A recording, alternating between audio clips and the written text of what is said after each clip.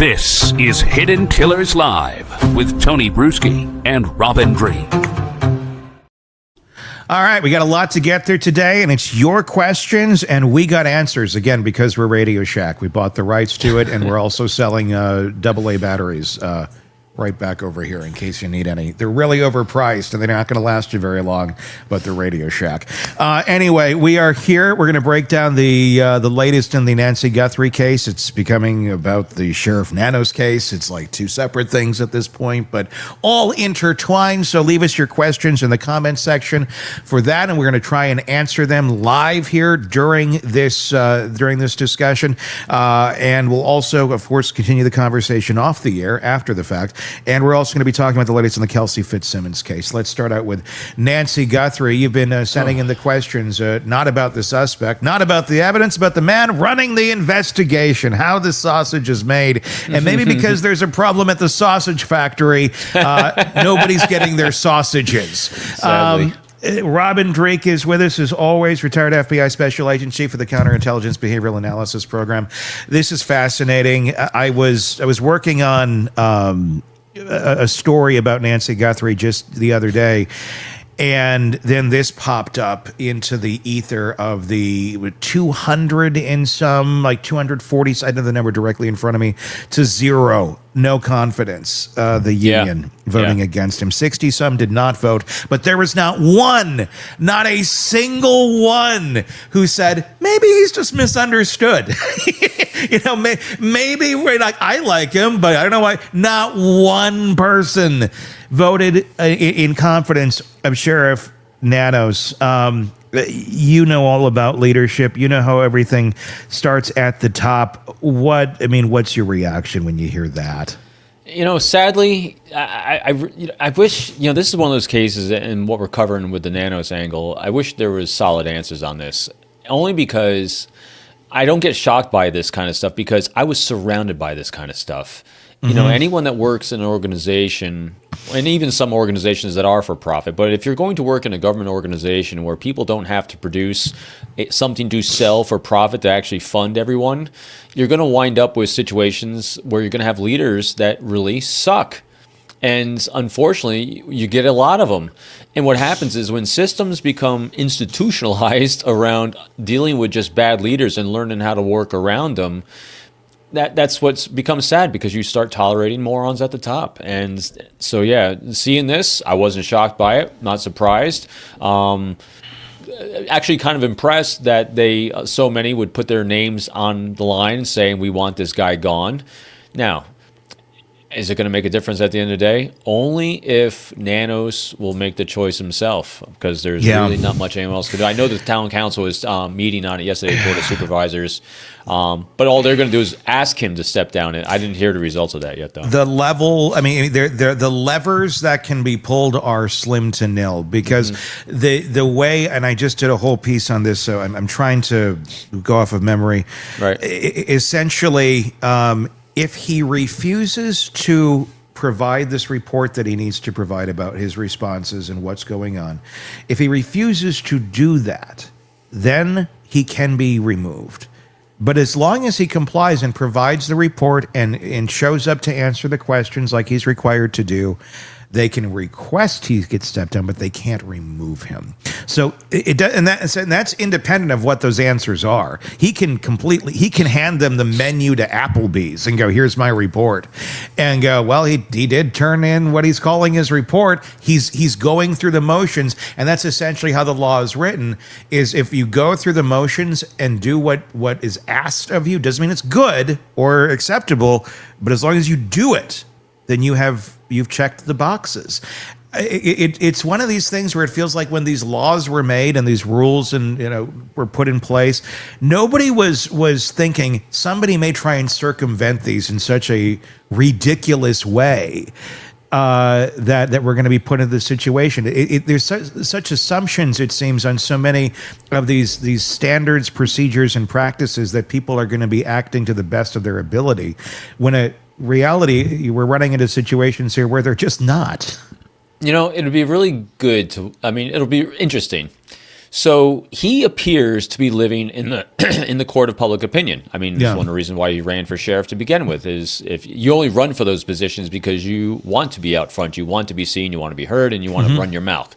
And so, I mean, just think about this. If he stays in place and doesn't step down, even if they completely 100% solve this case, he's not going to benefit from that in the court of public opinion. They're going to say they did it in spite of him, right? So he's not going to win if he stays, in the court of public opinion.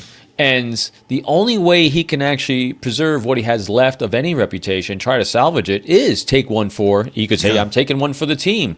The public's lost confidence in me. I get it. I'm going to step down and I'm going to let it play out because I care more about the investigation rather than and my negative impact that I'm having on it. Because that's what happens. When I was getting ready to go on a show the other day, I was researching the impact this has on cases across the board. For one thing, typically, I haven't been able to find a case where people have actually said the leadership out front did a great job. When it hits this level, I just can't find one where people are jumping up and down and said, hey, the front man was a great guy and the investigators underneath them were good. Typically, we say the front man sucks and the investigators are doing a good job. That is typical. But being able to come back from that, I don't know how you would ever do it.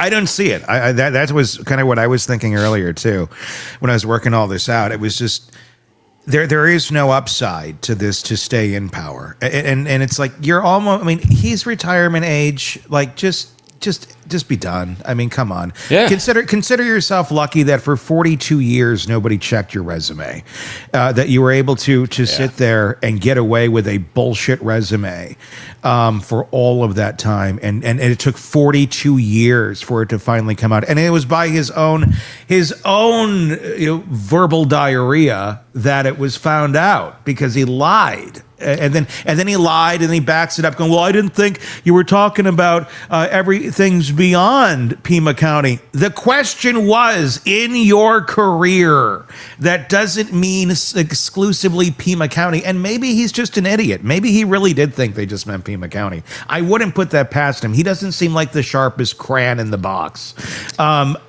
So I guess that is possible, but I don't care. I don't care if it's possible. The question was clear. You didn't apply the standards of the question to your knowledge, and the answer that came out of your mouth was inaccurate. That's called a lie. And how you do one thing is how you do everything. And so when you see it in one aspect of his life, then you're going to see it manifest everywhere else, because why would he change that behavior in one place? Yeah, no, we are the same person everywhere, especially when time has an effect. I mean, people can act for a certain amount of time, but if you're in place for more than a couple days, week, a month, or definitely years, who you are at your core is going to come out. And we don't shift who we are in major swings. We shift who we are, even if we have an aha moment and awareness take hold. It's a slow rudder shift. And since he very clearly has not gotten over to himself, and it's all about him and trying to please, and he's trying to please a public by making it about him. I mean, it's all over the place, but again, it's sadly predictable. That's why I haven't really personally focused on it, because I've taken it for a grain of salt that typically I ignore the top because the point I was meant to make a second ago, I forgot, was this. What happens is guys like him, they don't derail the investigation, but they damn well slow it down. Because of this mixed messaging. Because what happens is when you have this kind of the only public-facing front of the organization, people see disorganization, so they don't trust the organization, which means people aren't going to trust whether, if I send an elite anonymously, whether it's going to be handled properly or even handled at all. And also the biggest thing ever is, and we talked about the other day, his ability for interagency operation. That is so critical on major cases like this, that all the his investigators, have the resources they need to execute the investigation to find Nancy and find a culprit.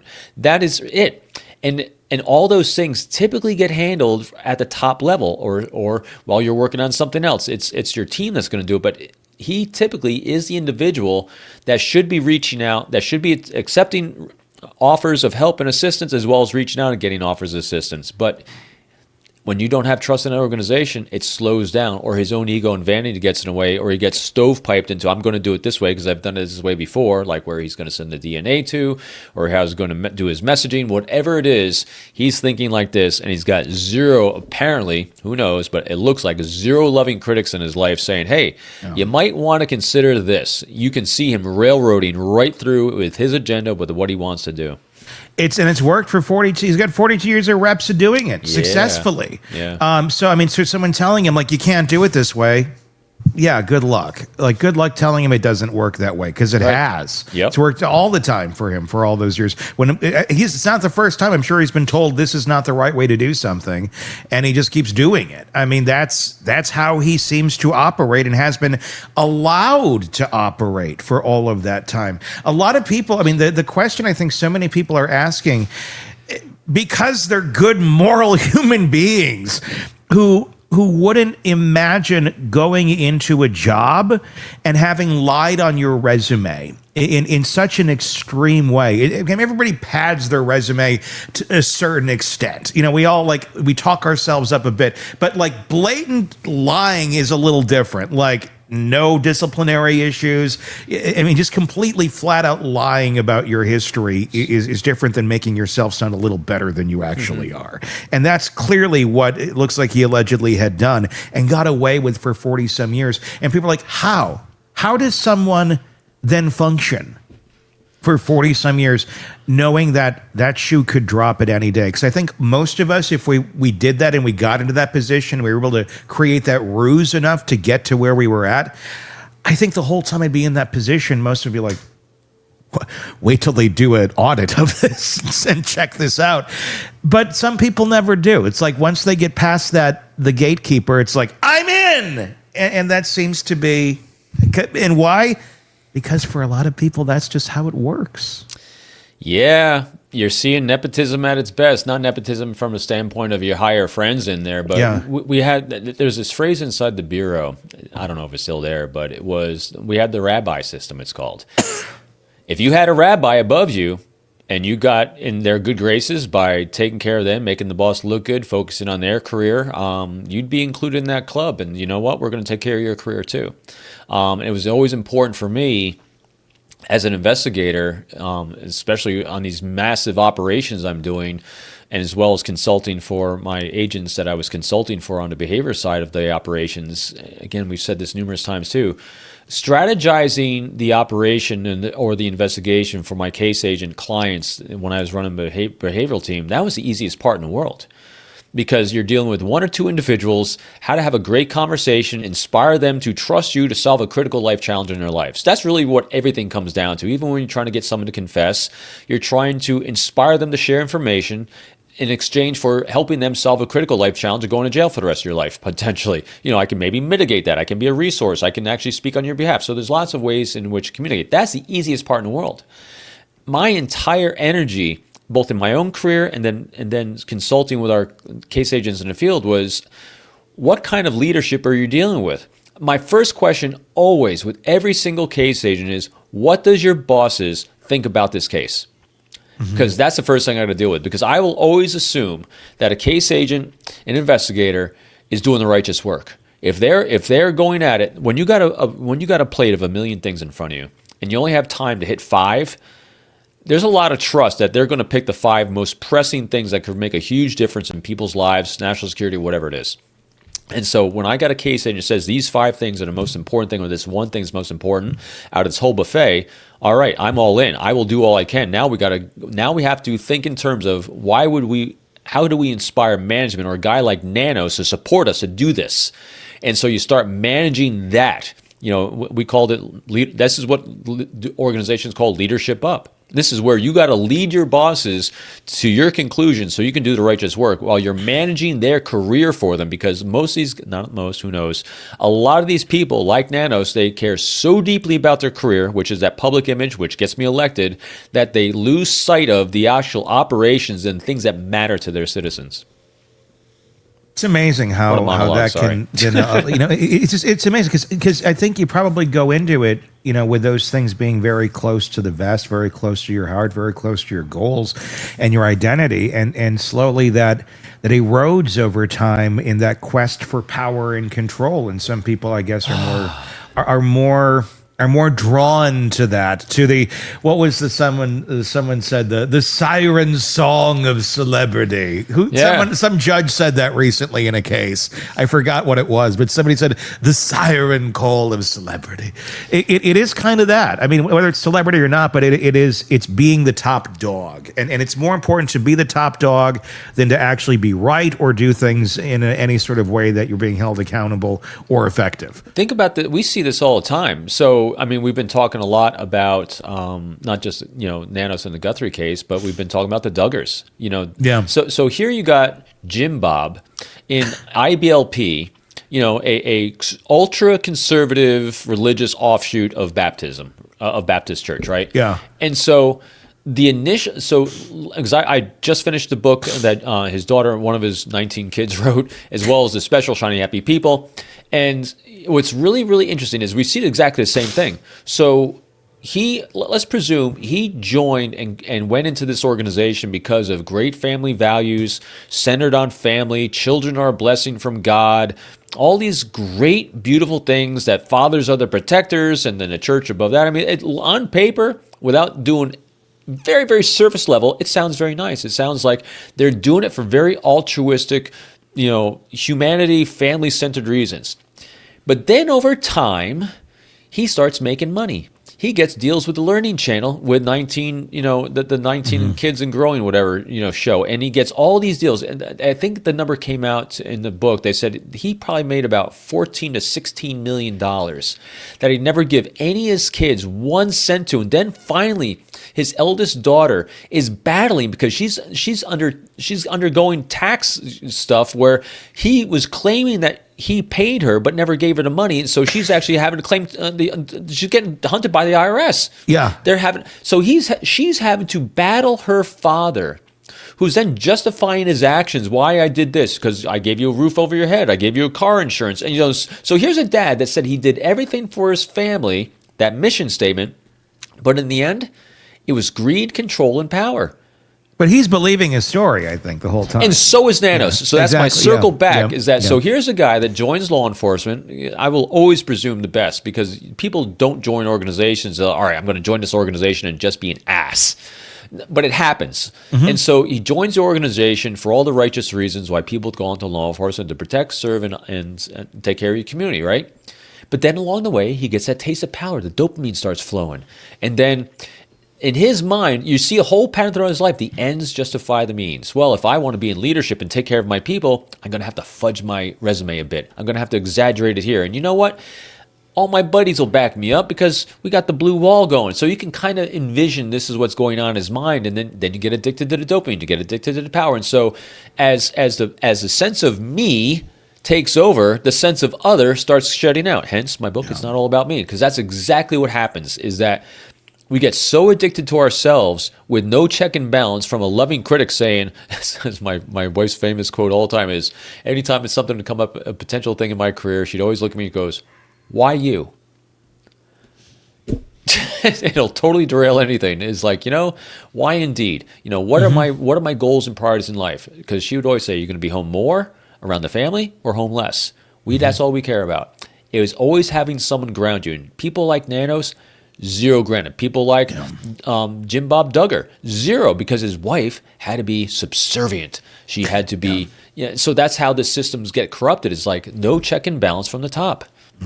Except people like us. And then people, that's we're seeing that in so many situations, and when one is in that sort of state where they're so insulated from any outside exposure or opinions or voices or thoughts, then you also completely fail to see the long-term effects of your existence, of being even in that position of power to which he's in, to which he has the power to solve cases, to affect people's future existence, freedom. I mean, down to granular levels, the power that is there in a position he lied to get into.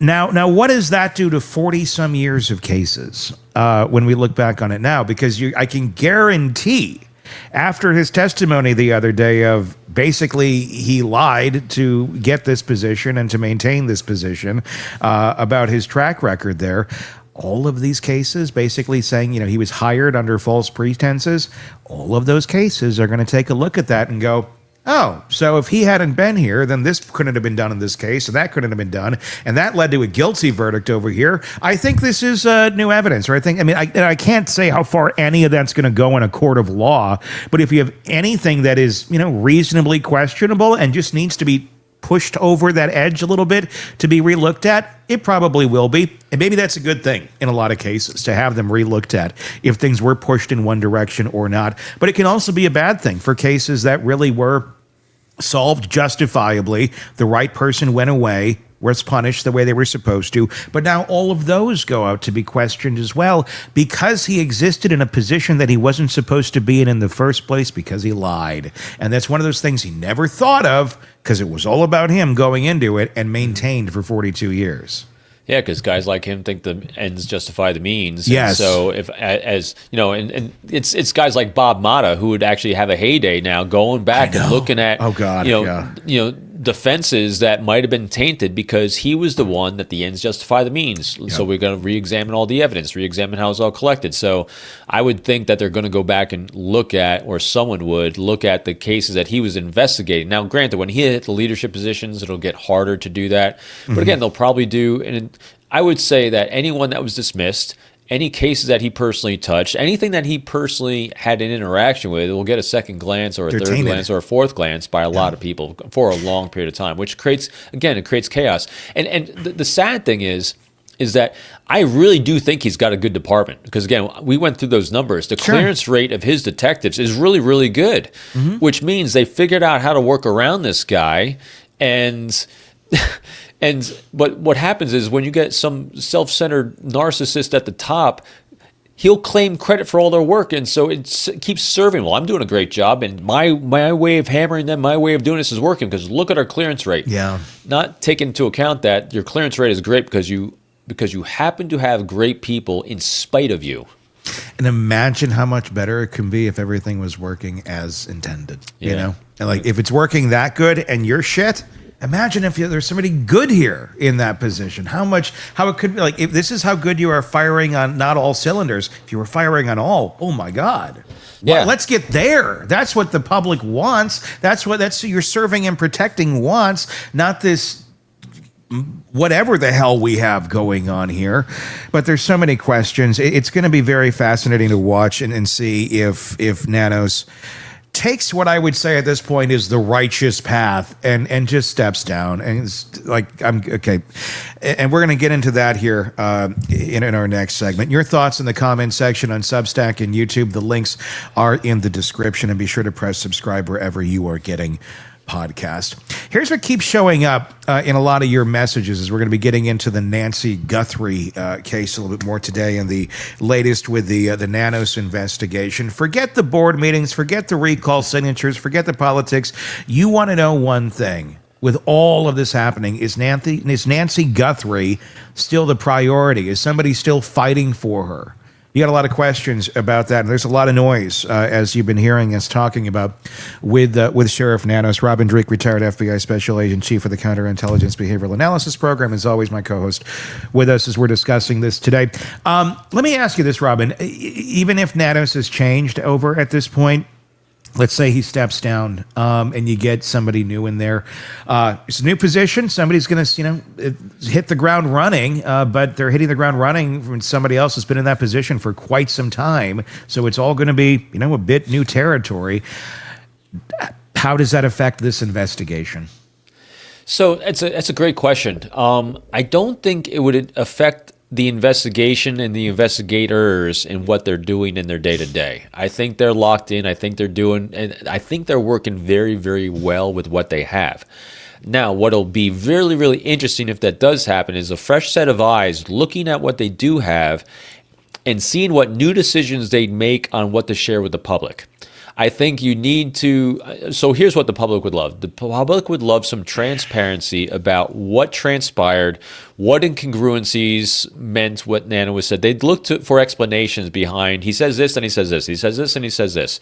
And so someone with a new set of eyes looking at what they have right now would then be able to hopefully put out some corrected information, some more accurate information, consistent information, and hopefully a little more nuggets that would help generate leads, because that's what they still need more of. They still need more information coming in, because if we're not on someone, if we don't have an arrest, they obviously aren't zeroing in close enough to be able to do that. So maybe with a fresh set of eyes at the top, taking a little bit more of a concise angle on what to put out to the public would help that a lot. Like, so for example, I don't know the impact on this yet, but Savannah, she just did this interview as of the recording of this earlier today or yesterday, and she's talking about the back door being propped open. I'm like, that completely added some new data points to the way I was thinking about this, because remember, I'm like 60-40, 60 on the home invasion for attempted burglary going sideways, but backdoor propped open. I got to do some more research now. I got to take a second look at this, because how does that affect just that one little nugget that she put out there? Kind of shifts this whole thing. Now, granted, is that going to help bring Nancy home, sooner or later? Don't know, but that kind of information might have helped earlier on. And there's a psychology behind releasing some of that information or not, and it's very investigative, and it makes sense, because you're going to get a lot of people that are going to claim they have knowledge of this or that, and there's certain details that need to be held close enough to the vest so you can determine whether the person actually knows what the hell they're talking about or not, or they're just making up a story. But sometimes revealing some of that information earlier on gives you a better idea of who to be looking out for, profile-wise, right, in the general public. Now it's one thing, the investigators to know who they should be looking out for, but there's only so many of them, and there's, it's a gazillion to one when it comes to the general population versus an investigator. There's a lot more eyeballs out there on the streets, and it felt like this case, with everything, and we've seen so many cases where things get held so close to the vest, a resource of the general public was not being used to help find an answer. And I get it can create a lot of noise, and there's different strategies depending on the investigator of how they're going to use a public, if they're going to use a public or not. But in so many cases, especially today, the information that is found, that the public comes out with because they're given enough to work with, ends up solving so many more cases than holding the information back, than just being like, we're going to solve it based on our handful of people who are investigating into the information only we know. This seemed like there was a very large missed opportunity, and there could have been a lot more information maybe thrown out to the public that maybe would have resulted in more valuable leads early on. I don't know. I mean, that seems to be true in a lot of cases. What's your thoughts on it on this one? Yeah, and also the reverse of that. Not just getting leads in for more information. Because as most of us in law enforcement do, we don't really like second guessing what law enforcement is doing, because we don't have the full picture in their decision process. And hell, I mean, granted, he's, as Nanos, as dumb as he's made some of these things, he's got a lot more experience than I do, about twice as much, really. I did 22 years with the FBI. But so I won't always discount everything they're doing, because there's some thought going behind it. Who knows what the impact of it is. But to that end, when it's not just about the impact that information has on the public for generating leads, but also we've talked about a lot, you and I, about the pressure that information then puts on the perpetrator or the people surrounding them. So imagine this. If Nanos had, again, just the thought experiment, who knows the difference would have made, but just a few more nuggets of details, like the door being propped open, or maybe one or two others, what kind of message that not just sends about who to look for the public for leads, but also the perpetrator and or their tight circle of people that might know about this. Oh my God, they actually saw that. They paid attention to that. I didn't realize I did that. Oh my God, they're on to me. Again, that pressure valve starts pushing on it because they think they're closing in, and pops, and someone leaks, and someone gives a tip. So by not, again, I don't know their decision process on what to do or not to do to kind of put that and apply that pressure publicly. But we've seen so little for such a long time that why not try it? Why not do something more? But that's how I think it'd make it, not just for the leads generated by the public, but also by putting pressure on the perpetrator themselves and their very tight circle that may or may not know this. Put that pressure on. They're on me. This is my only chance to save myself, is to turn him in and get the $1 million. Where do you think that's at? Because that certainly has been an angle that we've talked about for quite a while in this case, is the how do you inspire someone to come forward with information? If no one's been inspired by now, is anyone ever going to be inspired? I think it diminishes every day over time. But what will happen is, so here's what does happen over time. As the perpetrator of this gets more comfortable with the fact they got away with it, their mouth starts running. And they start leaking information, and so that could happen. He might get arrested for something else, and so he'll start doing the jailhouse kind of leaking, about I did this, and got away with it. So it could happen that way, and also, but if the people surrounding him don't feel the pressure that they're getting close to them, why would they turn him in? Because they have more to lose than they would to gain potentially. Because again, people fear jail more than they want money. What the study shows anyway. Does someone like Nanos even care about credibility? I mean, or is he completely? Is he tone deaf to it? Because the way that he's been acting, the statements that he's made, he doesn't seem to be affected by the ridiculousness of some of his statements and the criticism that comes after it. It's just kind of like, and it just brushes off his shoulder. And I think we all know folks like that. It seems to be a lot more dangerous when you have someone who has this level of power that doesn't seem to care. But does credibility matter to someone like this? Especially, and I get like making forward-thinking statements about we're getting closer and bullshit like that, and they keep, he's said that 1,000 times. We're getting closer. Are we? I mean, or are you just saying that aloud? I mean, and is it wrong to say that, I guess, aloud in something like this? I mean, there's people want to have hope, people want to have faith, but they also want facts and reality. Right. And when I go to police, I kind of want facts and reality. I don't necessarily want, hope and conjecture. Yeah, I think he's more on the hope and conjecture. Credibility, it's, I can't think of how he would even think of that. I don't think he thinks in terms of credibility. I think his entire laurels, I imagine, are resting on the success of his department. So credibility doesn't really come into play of that. And because he's been in charge, also, he's got 42 years of being inoculated against public opinion. Yeah, it hasn't bothered him for that long, so it's not going to bother him now. I mean, this is just another day to him. That's why it's interesting, because people keep knocking him on going to the gym, going to basketball games, driving his sports car around. Because the image it's putting out there is not a good one, right? Well, he's inoculated against it because you know what? He does it every day. He don't care. It's just rolls another right day. Off this is just another investigation for him, and it happens to be that there's far more eyes on him than there ever have been, but that doesn't appear to affect him in any way, shape, or form. He doesn't care. Nope. You know why? Because he knows the odds of removing him from office. Yeah, when you have that when you yield, I mean, is that something that really should be reviewed across departments, across municipalities across the country, of what levers do we have in place to remove someone should we get someone like this in power?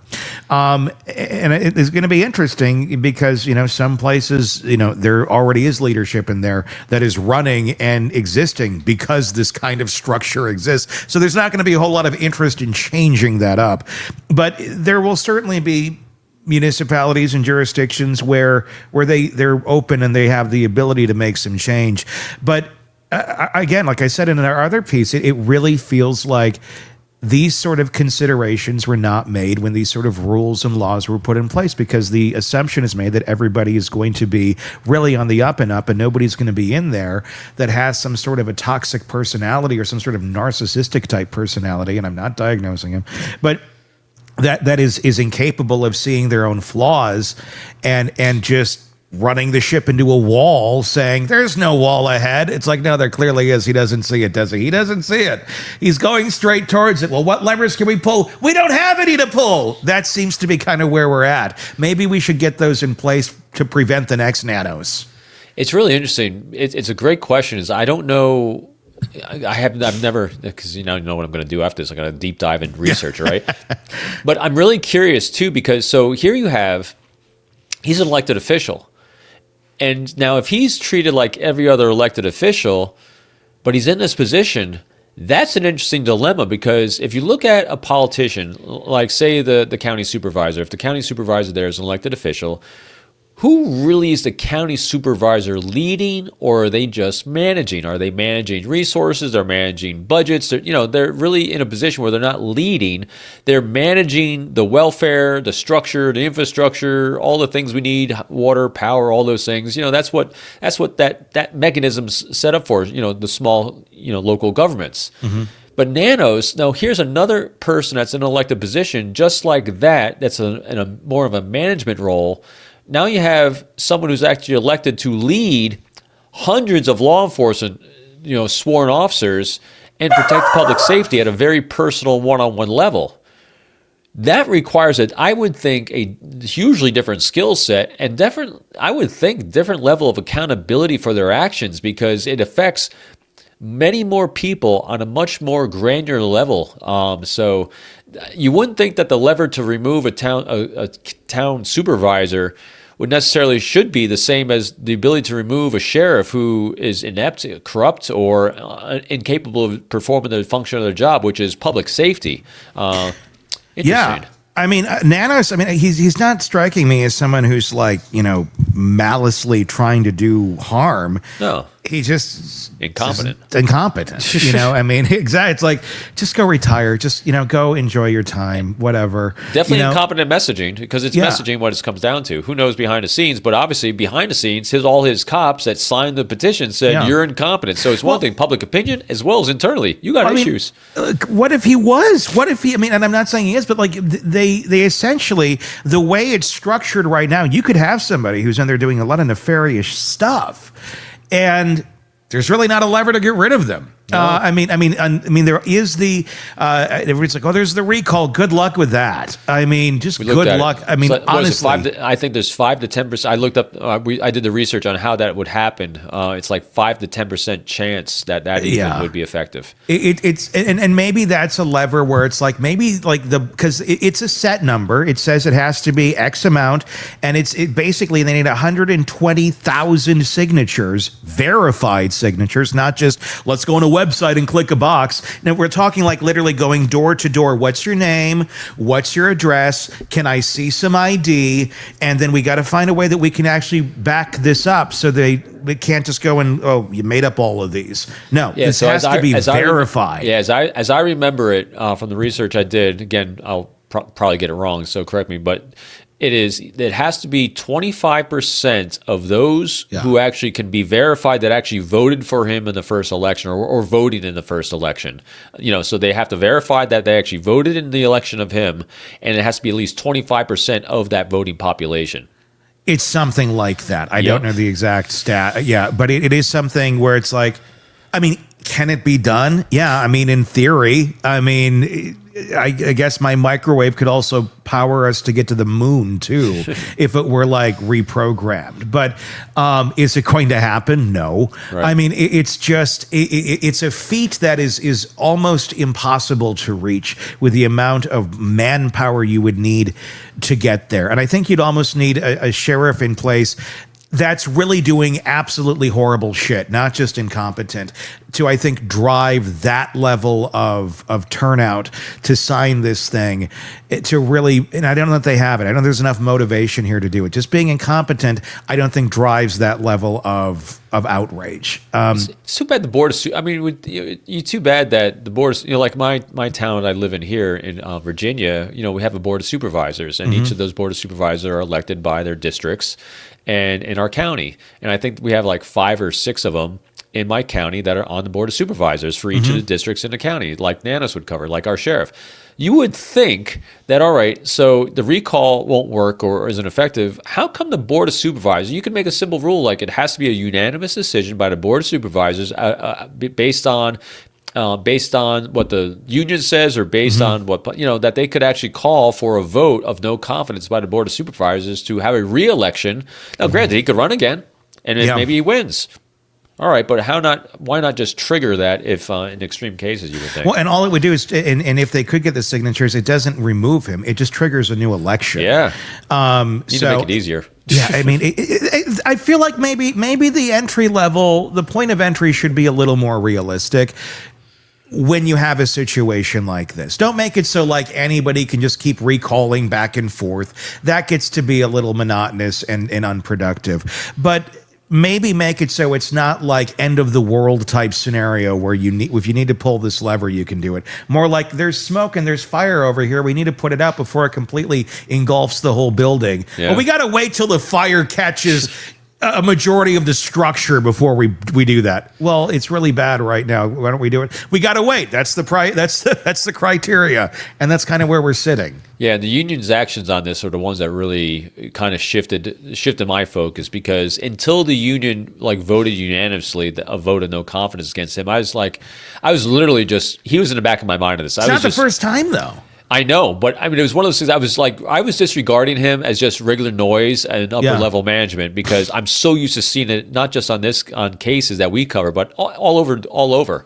And that's why when I always used to say, no matter what job you had inside the bureau, it didn't matter. If you found a great boss, that's who you hold on to, and you never leave their side because they're that rare. And so with Nanos, I was totally dismissing them. But when you actually have such an outcry internally, that's what really got my attention on this. Said, yeah, he needs to go. And that's what I was surprised, because when I saw the headline yesterday, I'm like, well, I know this vote happened a while ago. One did. No, this is like fresh. 2 days ago. Yeah, this is a brand new vote. Yeah. So it's not the first time that they've gone through and done this poll and gotten this response. Because it's interesting, because I mean, so you put yourself in those union members' shoes. This is them now saying, oh my God, this might be our chance to finally get rid of him. Yeah. And so that's what triggered it, because they see this as an opportunity to right their own ship as well. We'll see if it does anything. Your thoughts in the comment section on Substack and YouTube. We will continue our conversation there. Be sure to press subscribe wherever you're downloading podcasts so you don't miss any of our coverage of this and the many cases that we're following for you right here. Let's move over to this one, Kelsey Fitzsimmons. Yeah. You've been following this case from the beginning, and your messages have made it clear it's gotten under your skin in a way that most cases don't. I mean, this is a case that's really emotionally triggering, I would say, to a lot of people, and for a lot of reasons. Because I think a lot of people can almost put themselves in this person's position or that person's position, and there's a lot of emotions that get caught up in here. And at the end of the day, there is the law, and there's procedure, and then there's people. Humanity. and humanity. And humanity doesn't always work cleanly with all of this over here. Kelsey Fitzsimmons is on trial right now. By the time you watch this, there may be a verdict. It is a bench trial. The question is, and it really just kind of comes down to one thing with a lot of minutia around it that influences it, is did she aim the weapon and pull the trigger at a fellow officer while she was really experiencing some of the worst absolute moments of her life? Her baby was being taken out of her home at that moment in time. Her job was on the line. Everything was up in the air. I mean, mentally, she was not in a good place whatsoever. That's not an excuse to pull a gun and pull a trigger at somebody, but it's also part of the recipe for what we're actually dealing with here. Robin Dreeke, retired FBI Special Agent, Chief of the Counterintelligence Behavioral Analysis Program, is with us as always.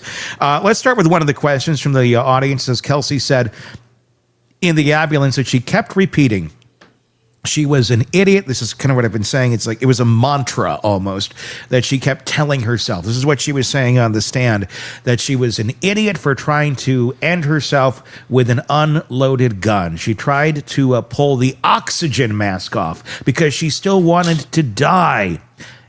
Doesn't sound like someone who just tried to shoot at a cop. After hearing that testimony, does that change how you see the whole case? Robin, what are your thoughts? She's compelling. I mean, she really is. This whole thing is so heart wrenching. I mean, I got my goosebumps right now. Of sadness. I mean, it's really just a sad situation. All I can say is she's compelling. She makes very powerful statements. She's very consistent with what she's saying, the messaging she's putting out. And when you have someone so consistent, that means their memory is very clear on what was going through their head. It's not wavering. It's not deviating. There's no saying this in one moment. In other words, there's a lot of congruency throughout from every second of this entire thing, which makes someone extremely believable, extremely plausible. Again, we already know the perception of the officer. He's not under investigation for a bad shoot. It's just coming down to what was in her head. Granted, we have what he said happened, but understanding what's in her head for the intent, because I think that's what she's on trial for. Really, is what was her intent, and I think her intent, as she's been stating it, is pretty clear. I do too. I don't think she intended that. I mean, it's not to say that her intent and her recollection are accurate or inaccurate, but the possibility for either of those, I think, exists. Yeah. And I think the possibility of either of those also exists for the officer who pulled the trigger in what he believed was self-defense. I think anytime you have a weapon that's pulled out in front of you, and the trigger is, I mean, it's almost irrelevant. I mean, it's more relevant to me if she did aim it and she pulled it and it clicked. But almost, I mean, either way, you got somebody with a weapon and they pull the trigger and they're trying to re-rack it because it didn't go off. There's 0.05 of a second where the gun can go that way or at her, and you don't know where it's going to go next. And she just knows that the bullet didn't work, and she's trying to do it again. She's not putting it down or dropping it. She's actively engaging with the weapon. I don't know what the training is. I'm not a cop. I've never been a cop, but you're also a human too in that moment, and you're wanting to prevent this from going. Eliminate the threat. That's the training. Eliminate sideways. the threat. So it's not a crazy thought to me that the cop's going to shoot her. Now, could things have been done differently? Sure, maybe. But again, you're dealing with two human beings in a life or death situation. And that's the call that was made. Is it the best of the options that were available? Maybe not. But is it one where it was the wrong one? I can't say it was the wrong one, but if you got A, B, and C and they're all viable options, you're asking a human being to make a split-second choice and hope to God it's the right one. It'd be interesting. Hindsight is always interesting to examine and look at, but. And I haven't researched this stat, and people typically don't do this when they're in these kind of moments where we're on YouTube, so I won't say it, but where they want to do self-harm. Yeah. If she had stated that as she's taken that action, that probably would have come out differently as well. Like, stand back, this is what I'm about to do, this is what I'm going to do. Yeah.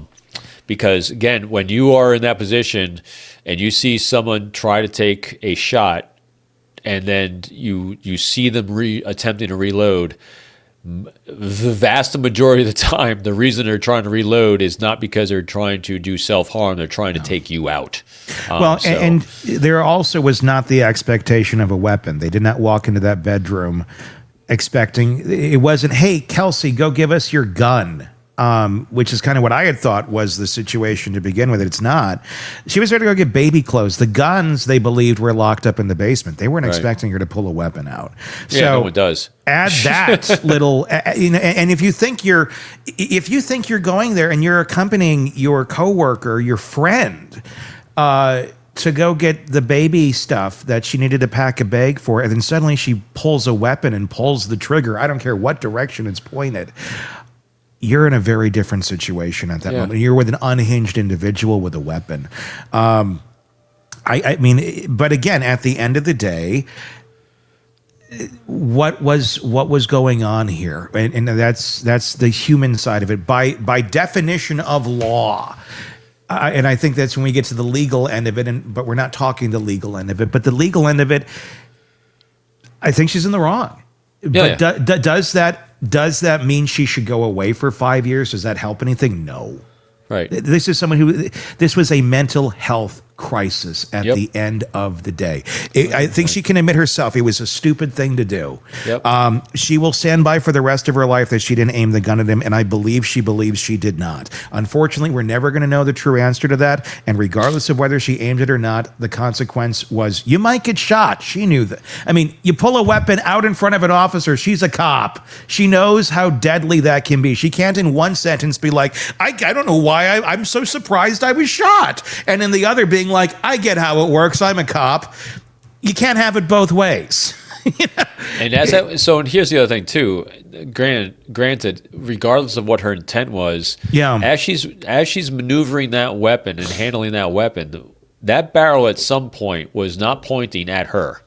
Yes. And so part of training is this: you only point your weapon at something you intend to shoot, and as soon as that barrel goes to something else, you don't think it's going to intend to shoot themselves. So, I mean, there's a lot of reps, there's a lot of training. Like, I know all local jurisdictions have different requirements for their annual training. In the bureau, we train quarterly. Yeah, like I went to firearms training. I had to get certified 4 times a year to be able to legally carry my firearm. It's a lot of training. Think about that. And local law enforcement generally at least twice a year to maintain their firearms proficiency. A lot of them do 4 times a year. This guy, the guy that was in there, was on the force for 20 years. That's a lot of reps of that same verbology, that same training of, you eliminate the threat, eliminate the threat, eliminate the threat. A lot of talk is made on this, and rightfully so, of, could they have done this better? Could they have done this differently? Could they have brought a crisis counselor in or a social worker or something to help with the human aspect of this? And I know like every department has slightly different policies. Everyone has slightly different resources. Some have someone in that position. Some do not at all because they don't have it. And ultimately, as all of the cases seem to come down to funding, it's like, well, what do they have the resources to do? I'm just going to throw this out there, and I don't know this is kind of more of a broad statement,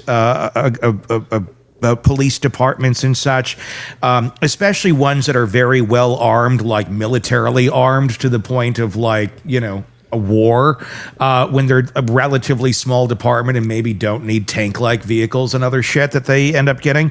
How about we use some of the money to, hire mental health counselors and things that deal more in the world of mental health rather than arming ourselves up to such a degree that will never truly be needed against the citizenry that we're supposedly serving and protecting. Maybe spending some of the money there. Maybe, we got it because, sell it. I don't know.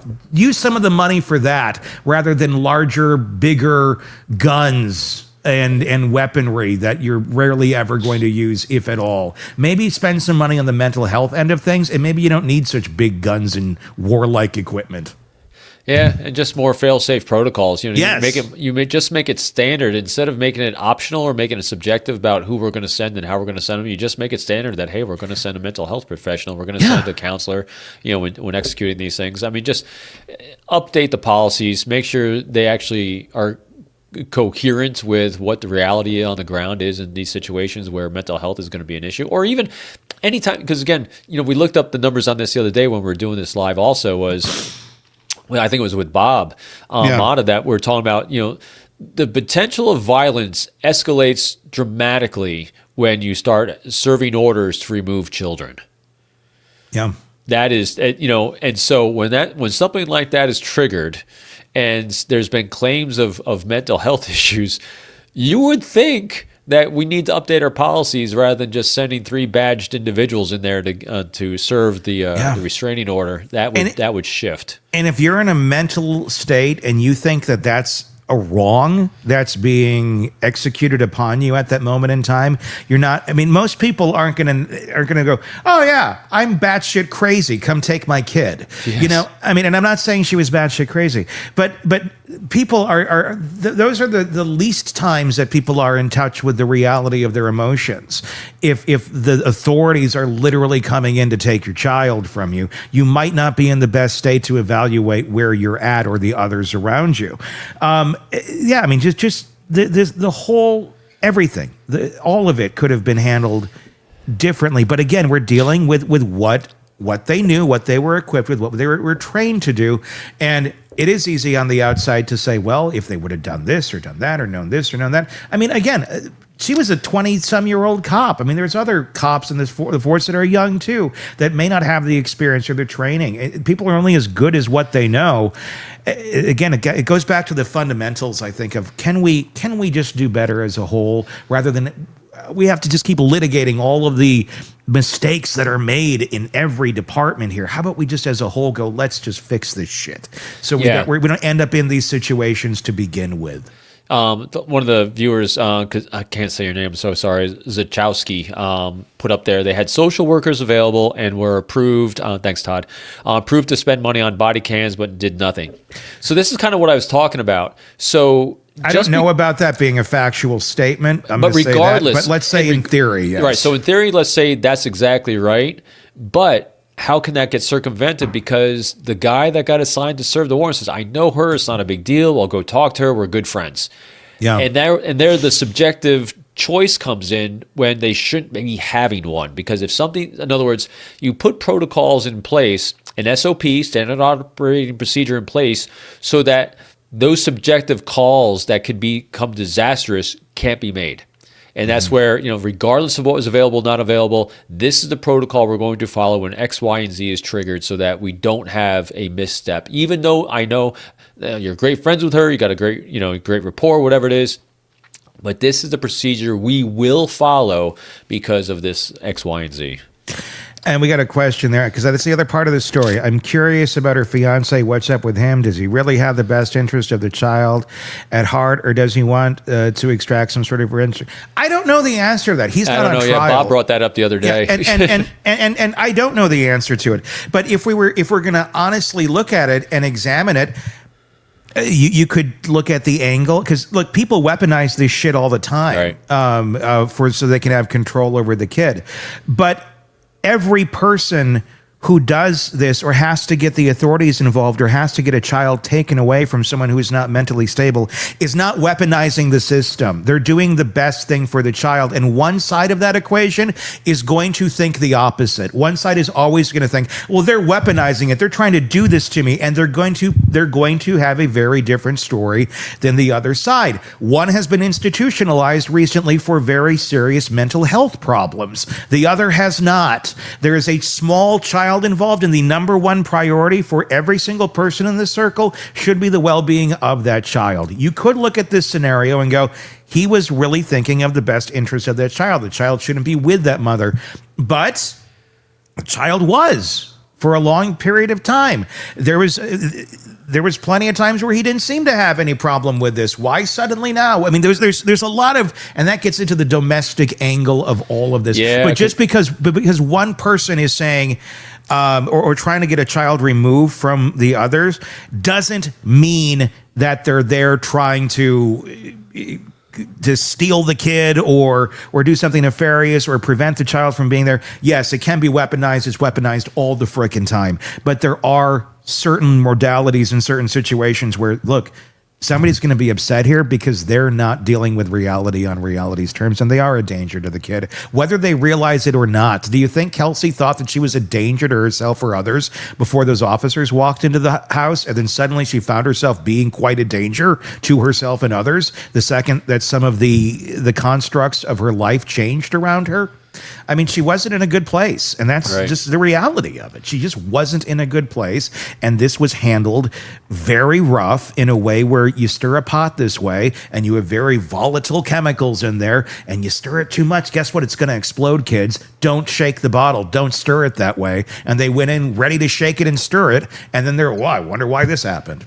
And that's what's really curious to me about, were they going in there thinking that this was a simple giving of a restraining order, which is a whole lot different than you're getting involved with a child custody issue? Yeah. Because that is a whole different ball of crazy that's going to potentially go on there, because it's much more emotional, it's much more inflammatory, and there's a lot more agendas going on between not just, I thought Bob Mata did a great job the other day of highlighting that it wasn't just about the biological father and Kelsey, but there's other parents involved and grandparents. I mean, there's a lot of dynamics going on in here, and a lot of potential for inflammatory, horrendous things going on. I mean, things that devolved into things like the Adelson family. Yeah. That's why as soon as you start hitting that domestic issue with child custody issues, that should automatically trigger, hey, why don't we leave some guns out of this and actually pull back a little bit more and think about how we're going to engage. And there might have been a sense of false confidence for the officers going in,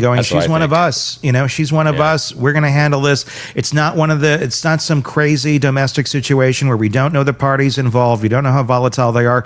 We know her. We've been on calls with her. We're good. Like, this will be fine. It's going to be tough. And she loved being a cop too. Yeah. She understands the dynamics, but it's going to be tough on her, but we're going to handle it because we're friends. I mean, in some ways you think of it, well, this couldn't have gone any, more securely. She had friends doing this. It wasn't just strangers showing up to her house, and it still went completely sideways. Yep. There's no right answer to this damn case at all, and it's so wrapped up in emotions. At the end of the day, technically she probably had to be charged for what happened, but I think we hit it well, where she needs to be accountable for doing dumb things, but does she deserve to go to jail for it? I don't think so. Yeah. We'll see what the judge decides, and if that was a good call to ask for a bench trial versus a jury trial. And, I hope so. And where all this lands. Your thoughts in the comment section on Substack and YouTube. We will continue the conversation there. Be sure to press subscribe wherever you get podcasts so you don't miss any of our conversations about this and the many cases we follow for you right here. Robin's book is out. It is new. It's available wherever you get books. It's not all about me. Go check it out and get that book. All right. Until next time. For Robin, for Todd, and myself, I'm Tony Bruschi. We will talk again real soon. Want more on this case and others? Then press subscribe now and don't miss a moment of true crime coverage from Tony Bruschi and the Hidden Killers podcast.